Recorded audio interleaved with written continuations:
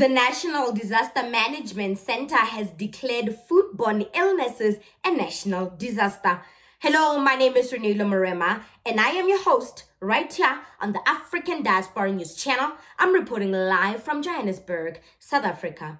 Over the last few weeks alone, foodborne illnesses allegedly claimed the lives of at least 22 children, including the 6 children that died in Naledi, Soweto.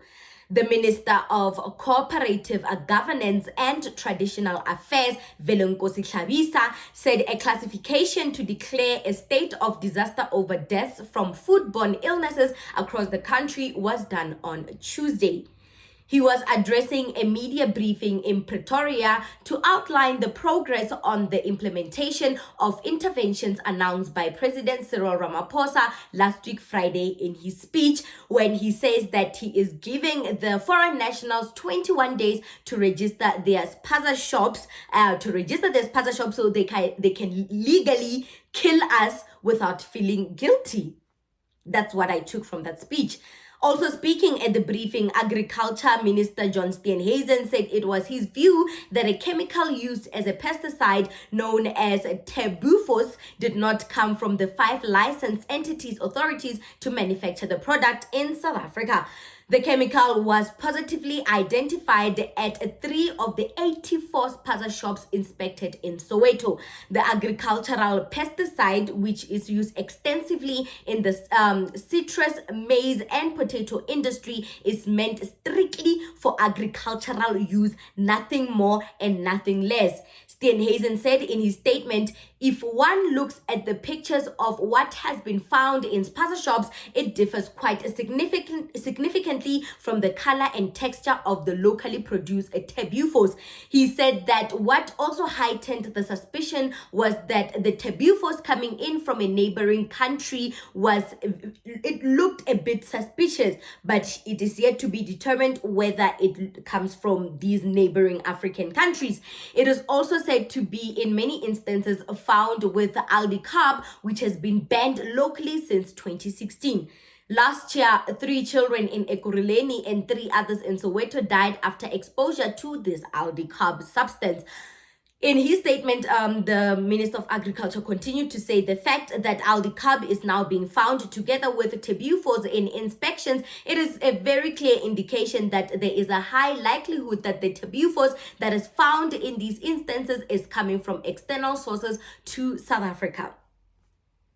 So now they are producing contamination or these chemicals that are harmful to our children and exporting it in South Africa. And we South Africans, we buy them because, you know what, we want to curb the infestation rate. There's so much infestation, there's rat infestation, there's just a lot of pesticides in our neighborhood. But who can we blame? We blame the government for not efficiently cleaning the streets, efficiently cleaning our neighborhood, efficiently always bringing healthcare inspectors or whoever or exterminators that always exterminate the areas that we live in. So we take matters in our own hands and we will buy these Tebufos and Aldi carb chemicals to make sure that we eliminate or exterminate these pesticides.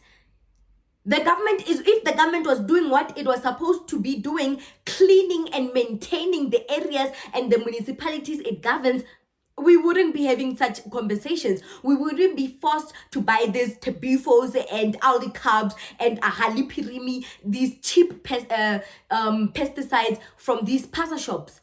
We wouldn't be forced to do that if the government actually did their jobs. Really.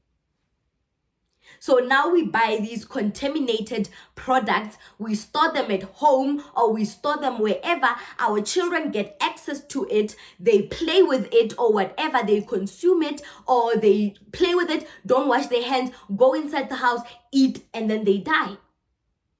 And to make matters worse, these spaza shops or these foreign-owned shops, they are not they don't follow healthcare regulations. So they store their food products with these chemicals and they get contaminated, and that's how our children die. all can equate back to the government's incompetence. All of these problems can be equated back to the government's incompetency. Nothing more and nothing less. The ANC has been in power for 30 years, and it's only today that we are seeing what these people have been doing for 30 years. Absolutely nothing but killing Africans. All of these problems facing us that live in the rural areas, us living in the townships. All of these problems are facing us. We are going to resort to be looking for cheap products, anything to get by, cheap food products, cheap pesticides that kill these rats and everything. We are always looking for a cheaper solution in life. But if the government did what they were supposed to do, I don't think we'll be singing this tune. We'll be talking a whole different ballgame. This wouldn't even be conversation to start with. And the way Johnston Hazen, I don't know if I'm imagining things, but the way Johnston Hazen came in quickly to scientifically break down what is happening or what these chemical elements are, it kind of makes me wonder if the white folks are not also involved in all of this, because we know that where there is money, them folks will always be there. I mean, I did say this spaza shop industry is a multi-billion rand industry, and they are seeing that it's making money. I mean, the government is willing to overlook and bypass their nonsense and bypass our children's death, overlook our children's death, just so that they can keep money in their pockets. So what more is them folks, the white supremacists of Stellenbosch, your Ruperts and your Steins and your Oppenheimers? They are looking at this like, wow, this is an investment. What can we do? The way the DA is so hell-bent in being involved in explaining what this is, one might wonder if they are somewhere involved or somewhere investing in this multi-billion rand industry. They know quite a lot, and they've been trying to eliminate the African diaspora across the globe. They tried it with this whole COVID thing. We are not dying, so they will try to curb the population of the blacks. They'll try to curb the African population by any means necessary. So it's not far-fetched that I think they are also involved in this.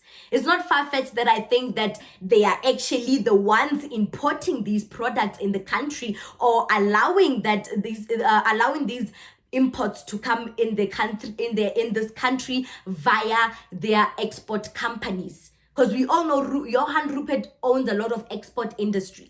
He's the king of the export industry. He owns a lot of export companies, rather, should I say. So yes, maybe he has a deal with these suppliers and they export through his company. And his company is not taxed. We all know them folks in this country don't pay high tax rates, you know. They have removed the red tapes for their businesses to thrive in South Africa. So who knows? They might be involved somehow. It's not far-fetched.